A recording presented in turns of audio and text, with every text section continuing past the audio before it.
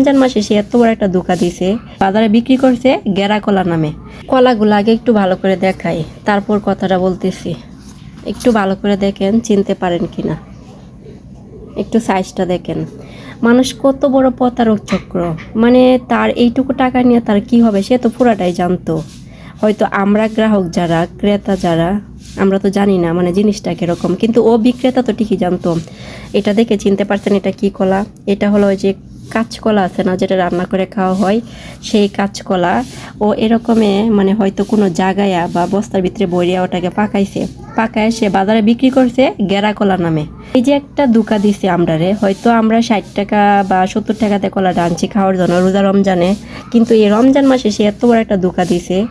এটা একদম কি বলবো, ফানি ভাতের ফানি, কোনো মিষ্টি নাই। মানে এটা কাঁচকলা তো কখনো মিষ্টি হয় না, ওটা শুধু সবজি রান্না করে খাওয়া যায়, ভর্তা ভাজি। আর সেটারে পাকায় বাজারে বিক্রি করছে। কত বড় প্রতারক চক্র! মানে এই রমজান মাসে ওরা হেদায়েত হলো না আল্লাহ, মানে কবে হেদায়েত হবে আল্লাহ জানে। দুনিয়াটার মধ্যে এখনও অনেক খুব খারাপ মানুষ আছে, আমি কি বলবো, যে আমার মুখের ভাষা নষ্ট হয়ে আছে। যাই হোক, কিছু বলবো না।